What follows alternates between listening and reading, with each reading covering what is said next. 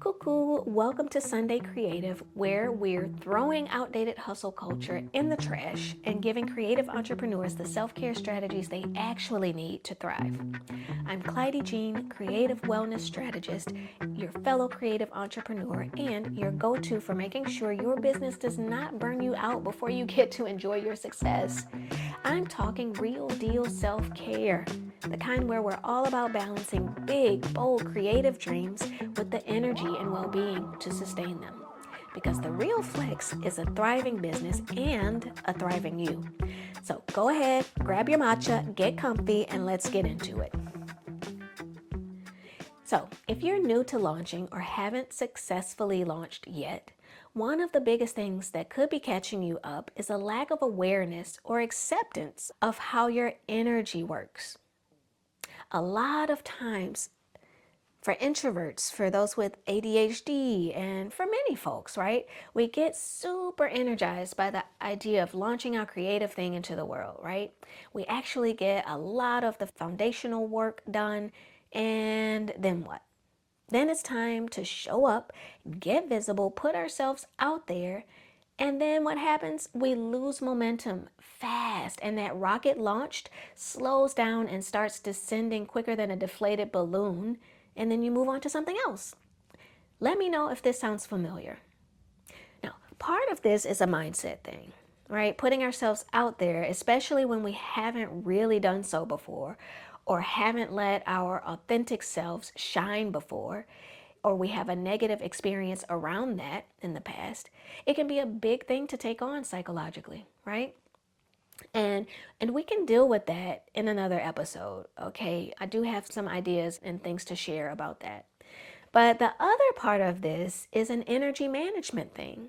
So in this episode, I'm going to yap it up about some ways you can protect your energy so you can not only show up for your business, but you can stay with your business, managing it instead of it managing you and taking over you and your energy, especially when you're going full speed ahead. So let's get into 3 things today that you can easily implement starting right the F now to protect your energy. And these are all things that come directly from my Sunday approach, my framework, which is in episode 2 of the podcast. And so this comes from my framework for creating personalized self-care for my busy creatives out there, making their big ideas a big reality. The first thing I want you to do, and I want you to start today, is to notice what your energy is like, how it ebbs and flows throughout the day. Now, you can do this on a longer term scale, for example, observing how your energy flows over the week or over the course of a month, especially when you also, as a woman, integrate your menstrual cycle into the mix, or even the quality of your energy during a particular season, right? In winter hibernation, anybody? But I want you to start with today, with your day. And I bet you know the time frames when you're most productive, don't you? You know that you can get the emails out from 12 to 2 or something like that. But do you know the time frames when you are most desiring rest or downtime? Do you know when you usually feel like you need to move around, take a walk, do a little exercise, a little stretch? Do you know when peak creativity time seems to always come around? I want you to ask yourself these questions. Just pay attention, get curious through the day, get acquainted with these different types of energy that are coming and going. And maybe they're coming and going at similar times every day. You observe this, let's say, every day over the course of 7 days. And just getting really curious.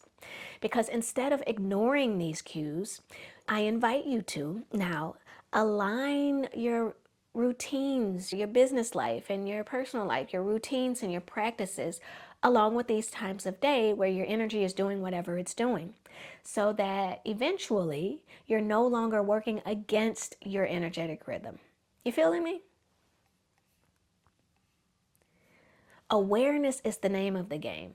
I believe in previous episodes we talked about self-awareness, and when you start to open up to understanding yourself more deeply, a whole bunch of other things come into your awareness zone, right? And so at this point, I want you to point that awareness And awareness is simply about getting curious and observing yourself without judgment, okay? That's what I mean when I say awareness. I want you to point that awareness towards the things you're doing in your workday. Is any of that busy work? If your goal is to make a sale, then do you need to create yet another online course, or do you actually need to market or launch the one you already have published and ready to roll right now? If your desire is to write a book, do you need to spruce up that lead magnet right now, or do you need to outline your next chapter? See, we can so convincingly fool ourselves about the importance of any such activity that we're doing because we're so dang on good at procrastinating and sabotaging ourselves that we can't even detect it, right? And what is this doing? It's eating at our energy reserves, double time, because it's not even aligned with that big picture intention. Because it takes energy too to fool yourself, and you're using up that time and that energy on tasks that aren't leading you to that ultimate goal or vision. So start noticing, start becoming aware of what actions aren't aligned with your goals and are big time energy leaks. Okay, so I want you to do that as number 2, that awareness piece. And the last thing, and this thing is actually really complicated, honestly. So instead of an action, right? So the first 2 are kind of actions. The first thing, you're gonna notice your energy each day for 7 days at least. And the next thing is you're gonna increase your awareness around your business activities and determine whether or not they're actually leading you to where you wanna go. But the last thing I'm gonna give you is food for thought that might end up shifting your thinking on this. Okay. So I work very often one-on-one with my clients on this one. And even a lot of my customers and students who I've never met are grappling with this as well. And this one is for my fellow recovering people pleasers. And so it's about saying yes when you really want to or need to say no. And people pleasing comes in many different tones. It can be bright-eyed and bushy-tailed, or it can be hell incarnate. But what it comes down to is this: manipulation. Let that sink in. If we're saying yes to people when we really don't mean it, we're manipulating the situation. We're lying to them. We're lying to ourselves. And that lie is triggered by the need to feel loved, the need to feel a sense of belonging. And so at its core, I just want to put out there this little caveat. At its core, there's nothing wrong with people pleasing. There's a level of people pleasing that happens among us as humans so that we can feel belonging and a sense of acceptance in whatever group that we belong to. So I don't want you to think of people pleasing in general as this twisted and awful thing.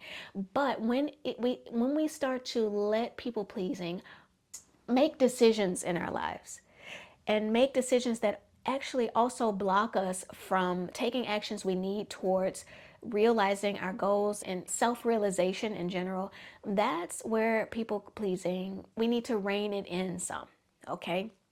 So just want to put that caveat out there. But when we are really deep into people pleasing, we're manipulating the situation. We're lying to the people we're in relation with, and we're lying to ourselves. And that lie is triggered by the need to feel loved and the need to feel a sense of belonging. And honey, in this hyper individualistic society, we are all affected by that need at some level.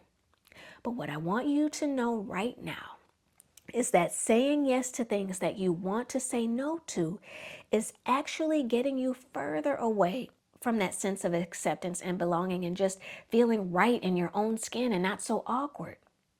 Part of authentic expression is enacting those boundaries that keep you authentically you, that ensure that your energy is going towards what matters to you and not towards trying to win people over in the most ineffective way possible.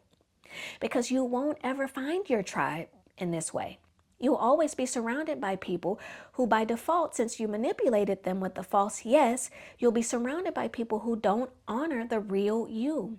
And if that isn't an energy drain, I don't know what is. So this is a big one, like I said. So I just want you to start pondering this. Food for thought, right? Food for thought on saying yes when we really mean no. So there you have it, my dear Sunday creatives. 3 ways to protect your energy, and these all come from the last 3 parts, the DAE of my Sunday approach. The first one was E, about energetic pacing.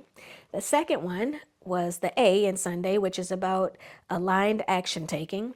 And the D was about developing authentic connections, the D of my Sunday approach. So anyway, I hope you enjoyed with this one. I really enjoyed sharing it with you.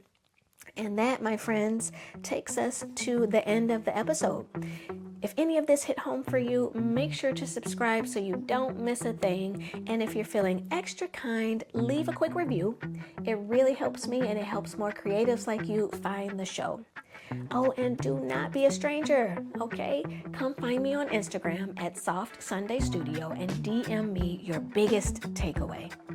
Let's make self-care make sense in your creative biz, okay?